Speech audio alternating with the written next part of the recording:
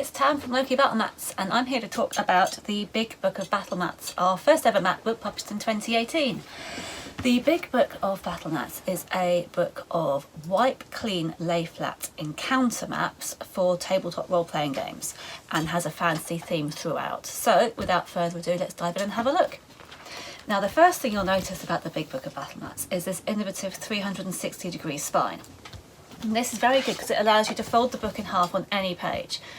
So suddenly you have a map that will fit any table and any random encounter. So you don't need a big map, you can just pop this down and immediately in front of you, you have a map for your encounter. And as you can see, the spine also allows you to lay the book completely flat on the table, so there is no tilting and everything is very stable and secure. And this, of course, is very important if you wish to write on your maps. You need a solid area in which to do it, otherwise things go a little bit squiffy. And of course this is entirely laminated and thus wipe clean, so you can customize these maps using this is a standard whiteboard marker, and you can use any non-permanent marker and it will wipe straight off. So the first page we have is your standard dungeon floor, and this is a great sort of map for any sort of encounter which is inside in a dungeon type area. The squares here are all 1 inch by 1 inch, representing 5 foot, and again you can customize this as much as you like. You can draw on rooms, houses, corridors, anything you fancy can be made simply with a pen, and as you can see you can immediately start working your way around that dungeon. As we move through the map, we also have outdoor areas, and again with the grid, so your adventure party can have any sort of encounter going through the highlands and through our swamp.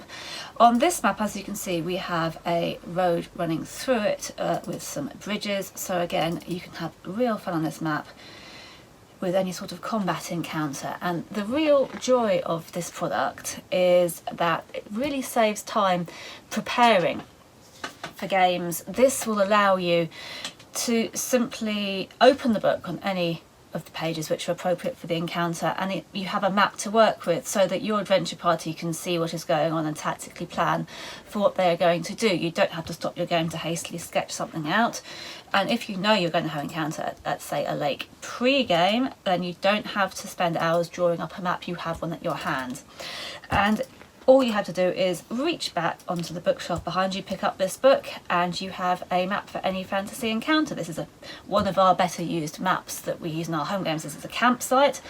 Obviously watches will be set, and as a DM you can decide whether there's going to be any action or if people are just passing through on the road here, coming across to meet with their contacts. We have ruined castles, and again everything is wiped clean, so all these maps can be fully customized to suit your game and encounter space. And once again, with something like this encounter layer here, you do have this map here which is simply the road area, so you can again fold the book in half and just play this page individually.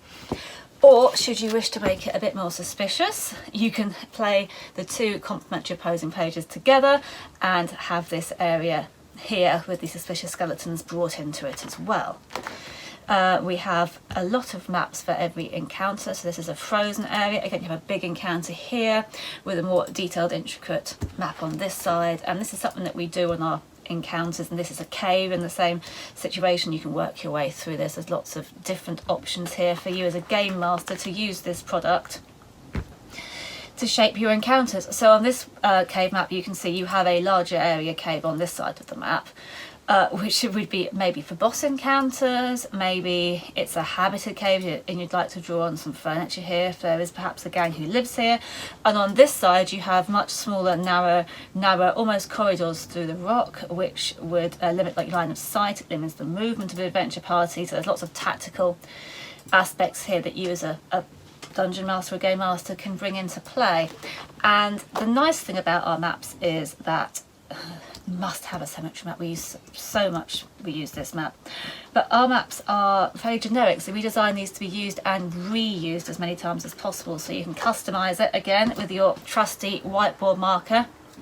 So perhaps on this dance floor you can introduce some trap tiles, so if the dancers, and you may notice they're not using this particular area, and should you accidentally step on it, something probably bad, could happen. It could also be a throne room with chairs up on this raised area here. Again, you have different levels going on, so lots to happen here. But this could be so many things. It could be a throne room, a dance floor, a guild hall, even an upmarket tavern. This map can be used for so many different encounters, and you can see it out time and time again.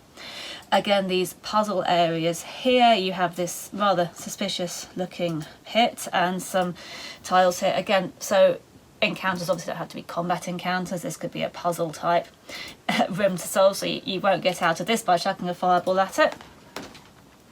And then we come to some more of our dungeon tiles, which again can be customised and used for any sort of interior dungeon encounter. This one we have put this feature here, which is a rather suspicious looking magical area. So again, it would be up to you to determine what the encounter would be on this map, but it could be used for many, many different scenarios over and over again. Your standard dungeon layout here with the different rooms. We've used colour here to differentiate between the different areas so that you could maybe use that as inspiration for what you'd find inside these rooms as you adventure through them. And again, here we have these smaller, almost cell-like areas on this side, opening up into a larger space here. So different challenges for different maps. But once again, if you do have a random encounter where you need sort of an internal corridor and room layout or a more temple-like layout, you do not have to pause your adventure to draw that out. It is at your fingertips for whenever you need it. Again, a more... this could be a throne room, a temple, even a mausoleum for someone very important. There's lots of different options you have here. And again, you have areas of light and shadow so that you can involve all your party skills in any encounter, and lots of different options here. And again, everything here is lying dead flat on the table. So if you wanted to use things like 3D terrain on this, you would have no trouble adding height to these maps. They are completely flat and stable for you to do that. This is a rather suspicious watered area, so this could be coming out of a sewer into a basement area, or it could be a water-based temple. This is our dockside map, so this could be a warehouse, it could be the cellar of a pub. Again, you'll get a lot of use from this sort of urban environment. And lots of boxes here if you to determine whether you want to be finding out what's in those. Your standard tavern room we have here, we have the bar area and a wide open space for you to position the tables in any way which you feel would be appropriate. And again, also if you do not want to use this as a tavern map, you can just have the wooden floor effect here, and this could be a warehouse, an interior, a dwelling, a shop, anything you like. You can customise this map and use it for what you need it to be. So again, lots and lots of reuse opportunities here. You obviously must have a cellar in any map collection. Sorry, a sewer, I should say. This is one of the most used maps for us as well. We spend a lot of time knee-deep in very suspicious, dirty water. And the more urban environments, again, these could be dwellings, shops, even cellars, stables, warehouses, whatever area your adventure requires, this can be it. We have a market square here. Again, rooftops. We haven't put the interior on this map, so you can have a rooftop adventure as you work through it. Our beach is looking very warm at what is very autumnal here in the UK, and this is a lovely map for transitioning. You could be landing a boat, there could be a town here, or it could be the start of a desert adventure as well.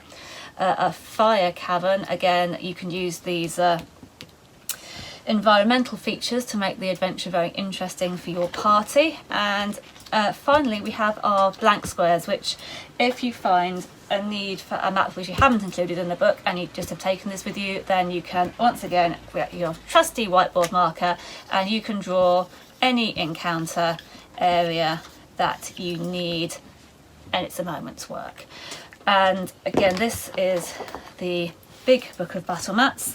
It is an A4 book of white clean battle maps, and this essentially is the same size as a DM Guide or Monster Manual. This will fit on any bookshelf, in any backpack if you travel for your games, and because of the really flexible, innovative spine, you can fold all your maps in half if you have a tighter space or just a smaller encounter.